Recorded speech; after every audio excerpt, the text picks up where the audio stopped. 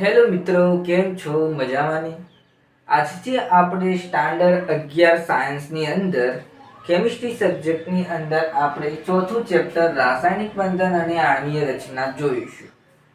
Video ચાલુ કરતા પહેલા હું કહું છું કે આ વિડીયોને લાઈક, સબસ્ક્રાઈબ અને શેર કરવાનું ના ભૂલતા. વિડીયો આપણે ચાલુ કરીએ છીએ તો સ્ટાર્ટ કરીએ છીએ. પહેલા તો રાસાયણિક બંધ એટલે શું?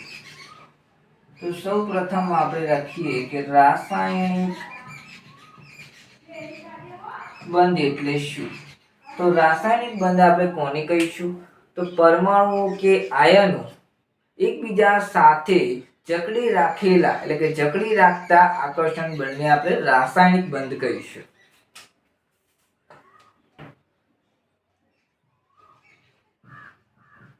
પરમાણુઓ કે આયનો એકબીજા સાથે જકડી રાખતા આકર્ષણ બળને રાસાયણિક બંધ કહે છે. આપણે જોયું કે રાસાયણિક બંધ કોને કહે છે. હવે આપણે જોઈશું રાસાયણિક બંધનના પ્રકારો. તો રાસાયણિક બંધનના પ્રકારોમાં પહેલો છે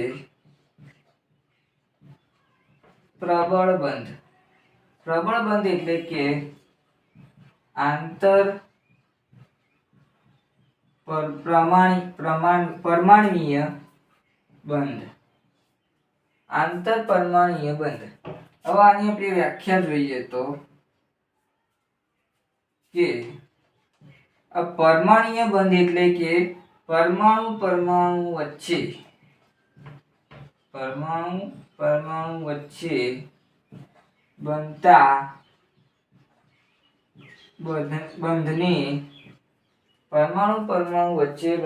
બંધને આપણે પ્રબળ બંધ કહીશું. પ્રબળ બંધ પણ કહેવાય અને આંતર પરમાણ્વીય બંધ પણ કહેવાય. એના ઉદાહરણો જોઈએ તો પહેલો પ્રકાર થશે એમાં આયોનિક બંધ. બીજો થશે સહસંયોજક બંધ અને ત્રીજો થશે ધાત્વિક બંધ અને ચોથો થશે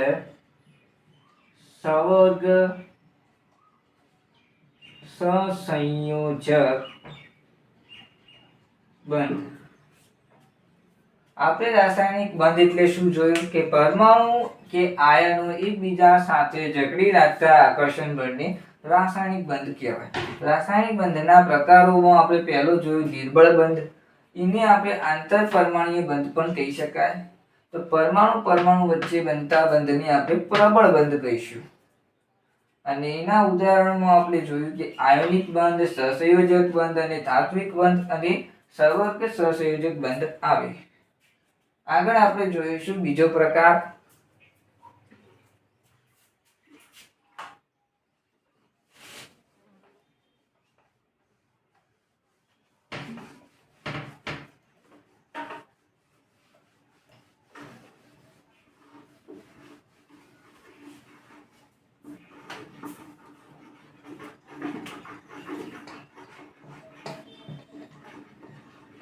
નિર્બળ બંધ. નિર્બળ બંધ કોને કહેવાય? એને આપણે બીજા નામે ઓળખી શકીએ છીએ કે આંતર આણ્વીય બંધ. તેને આપણે કહીશું અણુ વચ્ચે બનતા બંધને આપણે કહીશું નિર્બળ બંધ.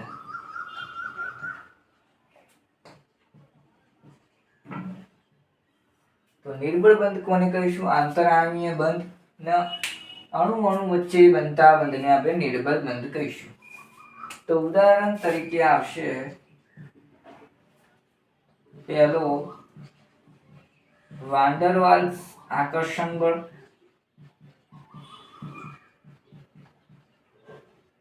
બીજો આવશે હાઇડ્રોજન બંધ. બે પ્રકારો આવ્યો. अब એના પહેલો પ્રકાર નિર્બળ એટલે કે પ્રબળ બંધ અને બીજો પ્રકાર નિર્બળ બંધ ના બેના ડિફરન્સ પરથી આપણે શું જાણી શકીએ છીએ? તો આપણે જોઈએ કે બેના ડિફરન્સ પર બેનો ડિફરન્ટ લઈએ, પ્રબળ બંધ અને નિર્બળ બંધનો આપણે ડિફરન્ટ લઈએ તો આપણે શું મળશે? જો આકર્ષણ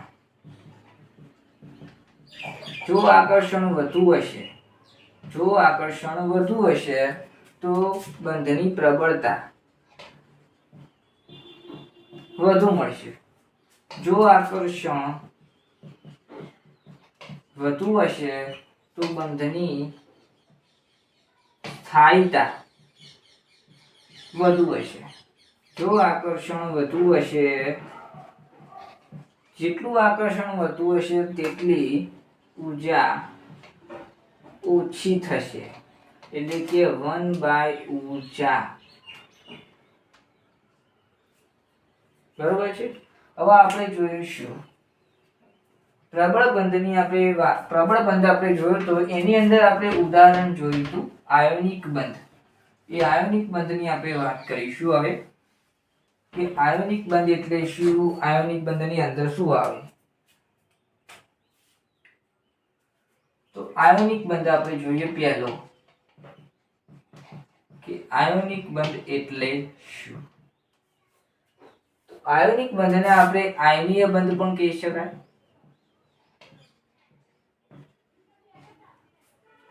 તો જ્યારે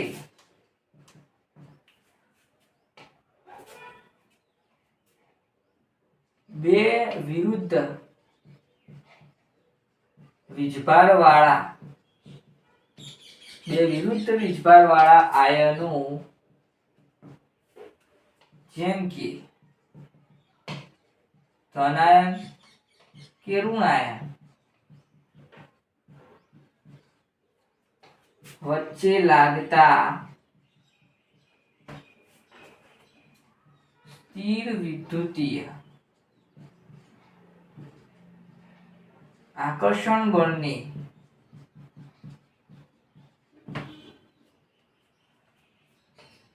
કારણે બનતા બંધને આયોનિક બંધ કહેવાય છે, એટલે કે આયનીય બંધ કહેવાય. બે વિરુદ્ધ વીજભારવાળા આયનો જેમ કે ધન અને ઋણ આયન વચ્ચે લાગતા સ્થિર વિદ્યુતીય આકર્ષણ બળને કારણે બનતા બંધને આપણે આયોનિક એટલે કે આયનીય બંધ આપણે કહીશું. તો આયોનિક બંધ આપણે બનાવતો જોયું. હવે એનું ઉદાહરણ NaCl જોઈએ કે NaCl કઈ રીતે. તો આ વચ્ચે આવેલું છે Na પ્લસ ધન આયન, આજુબાજુ આલ્યા છે Cl માઇનસ આયન.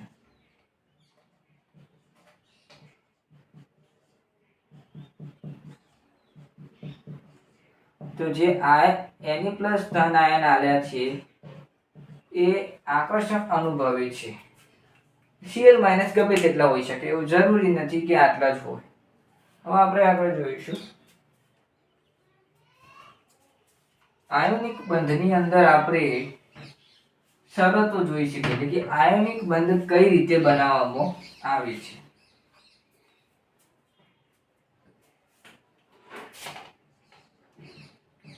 આયોનિક બંધ બનાવવા માટે કેટલીક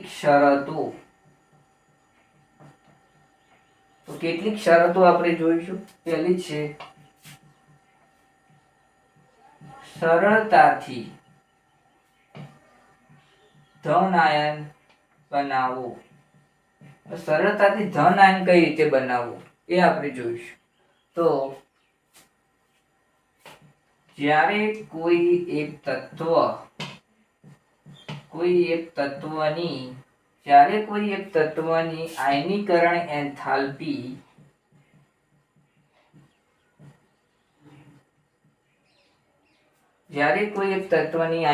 એન્થાલ્પી નીચી હોવી જોઈએ,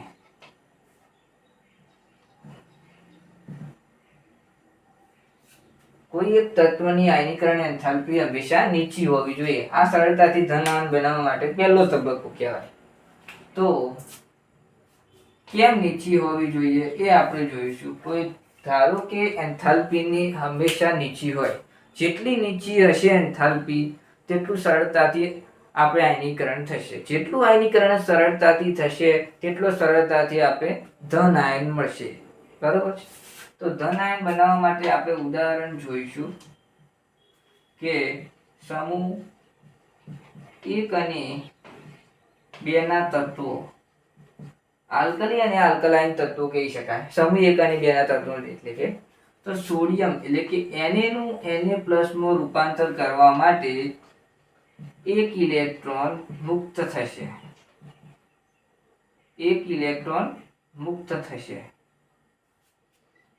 Mg નું Mg એટલે કે Mg+2 માં રૂપાંતર કરવા માટે 2 ઇલેક્ટ્રોન મુક્ત થશે. બરોબર. આપણે બીજી શરત આપણે જોઈએ. સરળતાથી ઋણ આયન બનાવવા માટે શું જોઈએ?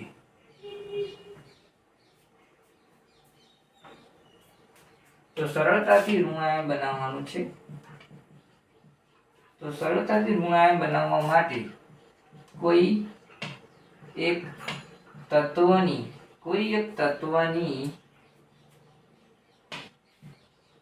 ઇલેક્ટ્રોન પ્રાપ્તિ એન્થાલ્પી તથા એમ કહી શકાય કે ઇલેક્ટ્રોન બંધુતા હંમેશા ઊંચી હોવી જોઈએ. પેલામાં આપણે જોયું સરળતાથી ધન આયન બનાવવા માટે હંમેશા આપણે એની એન્થાલ્પી નીચી જોઈ હતી. આમાં એન્થાલ્પી ઇલેક્ટ્રોન બંધુતાની ઊંચી હશે. જેટલી ઇલેક્ટ્રોન બંધુતા ઊંચી હશે તેટલું સરળતાથી આપણે ઋણ આયન મળશે, તેટલું સરળતાથી આપણે ઋણ આયન બનશે. તો એમાં ઉદાહરણ તરીકે લઈએ સમૂહ 17 ના તત્વો. સમૂહ 17 ના તત્વો કેમ લીધા? તો 15 અને 16 ના તત્વો પણ આવી શકે છે. 17 ના તત્વો કેમ લીધા? કેમ કે સમૂહ 17 ના તત્વોનો ઉપયોગ વધારે થાય છે એટલે. તો સમૂહ 17 ના તત્વોની એટલે કે એમાં આપણે જોઈશું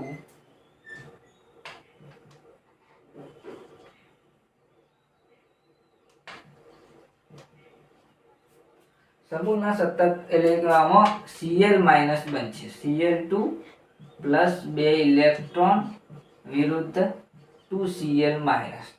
હવે આપણે જોયું તું આગળના સરળતાથી ધન આયનમાં આપણે જોયું તું કે એમાં આપણે Na નું રૂપાંતર Na+ માં કર્યું ત્યાં એક ઇલેક્ટ્રોન મુક્ત થયો હતો. આમાં એનું ઊંધું કરીશું કે પહેલા 2Cl નું એટલે કે 2Cl- નું આપણે 2 ઇલેક્ટ્રોન વડે મુક્ત કરીશું. તો અમે 2Cl- કેમ લીધા એવો પ્રશ્ન આવતો હશે. તો 2Cl- કેમ લીધા? કેમ કે કોઈ પણ તત્વની આપણે વાત કરીએ, કોઈ પણ તત્વ આપણે લખવો હોય તો આપણે બે ઇલેક્ટ્રોનથી આપણે લખી શકીએ. ધારો કે આપણે નાઇટ્રોજન લઈએ તો નાઇટ્રોજન હંમેશા આપણે 2 નાઇટ્રોજન એટલે કે N2 વડે જ લખીએ છીએ. ધારો કે ઓક્સિજન તો ઓક્સિજન પણ આપણે 2 એટલે O2 વડે લખીએ છીએ.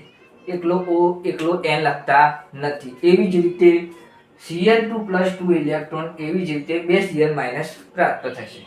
2 ઇલેક્ટ્રોન ગુમાવશે એટલે 2Cl- પ્રાપ્ત થશે. હવે આપણે ત્રીજી સરળતા જોઈએ એટલે કે ત્રીજી શરત જોઈશું.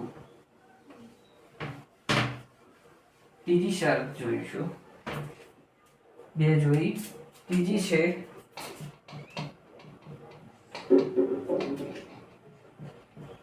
લેટાઈસ ઊર્જા ઊંચી હોવી જોઈએ. તો લેટાઈસ ઊર્જા ઊંચી હોવી જોઈએ તો જેટલું આકર્ષણ વધુ તેટલી લેટાઈસ ઉર્જા વધુ.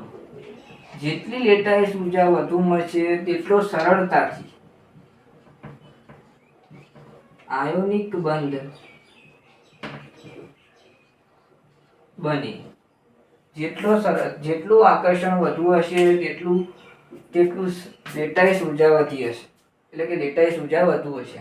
જેટલી લેટાઈસ ઉર્જા વધુ હશે તેટલો સરળતાથી આયોનિક બંધ બનશે. તો આપણે લેટાઈસ ઉર્જા આપણે વાત કરી, પણ લેટાઈસ ઉર્જા એટલે શું આગળ જોઈશું. તો આપણે જોઈશું લેટાઈસ ઉર્જા.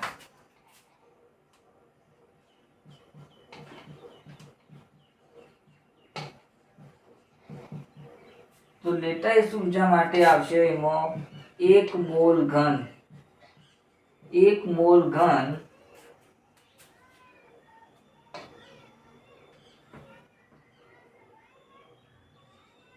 આયનીય સંયોજનમાં તેના વાયુ અવસ્થામાંથી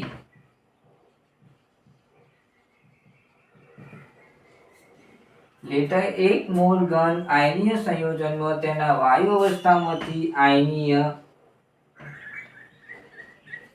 ઘટકોમાંથી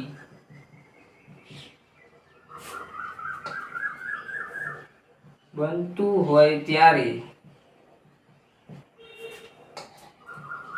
છૂટી પડતી ઉર્જાને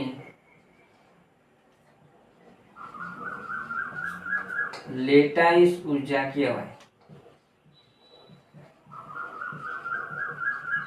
આપણે જોયું કે 1 મોલ ઘન આયનીય સંયોજનમાં તેના વાયુ અવસ્થામાંથી આયનીય ઘટકોમાંથી બનતું હોય ત્યારે છૂટી પડતી ઉર્જાને આપણે લેટાઈસ ઉર્જા કહીશું. તો લેટાઈસ ઉર્જા આપણે કેવી મળશે? છૂટી પડતી ઉર્જાને આપણે લેટાઈસ ઉર્જા કહીએ છીએ. પણ આ કેવા અવસ્થામાં? વાયુ અવસ્થામાં છે. તો આપણે તત્વો વાયુ અવસ્થામાં લેવા પડશે, જેમ કે Na+ વાયુ અવસ્થામાં, Cl- વાયુ અવસ્થામાંથી આપણે બનાવીશું NaCl સોલિડ અવસ્થામાં.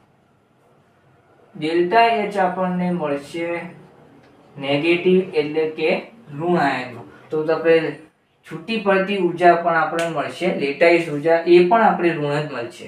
તો આપણે આ મળી લેટાઈસ ઉર્જા કેવી મળી? ઋણ મળી. કેમ કે કોઈ પણ આપણે બંધ બનાવવો હોય ત્યારે, કોઈ પણ આપણે તત્વનો બંધ બનાવવો હોય ત્યારે આપણે કોઈ આયનને વાયુ અવસ્થામાં હોવું જરૂરી છે. જો વાયુ અવસ્થામાં હશે તો એ બનશે. તો વાયુ અવસ્થા બનાવવા માટે શું કરવું પડે? તો પહેલા સૌપ્રથમ એ સોલિડ અવસ્થા, એટલે કે ઘન અવસ્થામાં હશે એનું વાયુ પ્રવાહી અવસ્થામાં થશે. પ્રવાહી અવસ્થાનું આપણને થશે વાયુ અવસ્થામાં. તો ઘનનું પ્રવાહીનું વાયુ અવસ્થામાં થશે રૂપાંતર. પછી આપણે જોઈશું કે જ્યારે તે બંધ બની જાય ત્યારે તે લેટાઈસ ઉર્જા, છૂટી પડતી ઉર્જા થશે. એટલે છૂટી પડેલી ઉર્જાને આપણે લેટાઈસ ઉર્જા કહીશું. તો આ છૂટી પડતી ઉર્જાને એટલે કે લેટાઈસ ઉર્જા આપણને ઋણ મળશે. તો આગળ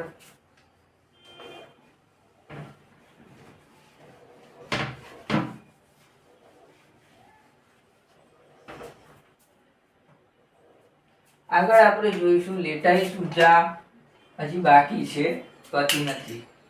તો 1 મોલ ઘન આયનીય સંયોજનોમાં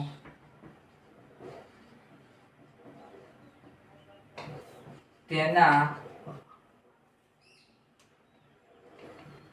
વાયુ અવસ્થામાંથી આયનીય ઘટકોમાં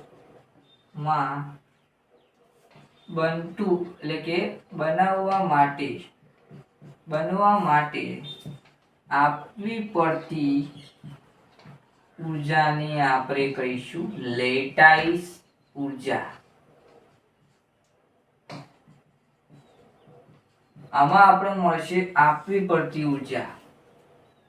પાહુ વાયુ અવસ્થામાં તો આપવી પડતી ઉર્જા આપણે જોઈ લેટાઈસ ઉર્જા 1 મોલ ઘન આયનીય સંયોજનમાં તેના વાયુ અવસ્થામાંથી આયનીય ઘટકોમાં બનાવવા માટે આપવી પડતી ઉર્જાને લેટાઈસ ઉર્જા મળશે. પહેલામાં છૂટી પડતી ઉર્જા હતી, આમાં આપવી પડતી ઉર્જા છે. તો આપણે ઉદાહરણ તરીકે લઈએ, NaCl આવશે સોલિડ, એનું રૂપાંતર આપણે કરીશું Na+ વાયુ અવસ્થામાં અને Cl- પણ વાયુ અવસ્થામાં. આમાં ડેલ્ટા H આપણને મળશે પોઝિટિવમાં એટલે ડેલ્ટા H આપણને મળશે લેટાઈસ ઉર્જા ધન આયનમાં મળશે. ધન આયનમાં આપણે મળશે તમે આપવી પડતી ઉર્જા એટલે કે ધન આયન, પેલામાં છૂટી પડતી ઉર્જા હતી એટલે કે ઋણ આયન હતું. તો આવી રીતે આપણે આટલું રાખીએ છીએ. મારી ચેનલને સબસ્ક્રાઇબ, લાઈક, શેર અને કોમેન્ટ કરવાનું ના ભૂલતા. વિડીયો ગમ્યો હોય તો કોમેન્ટની અંદર યસ લખજો. જય શ્રી રામ.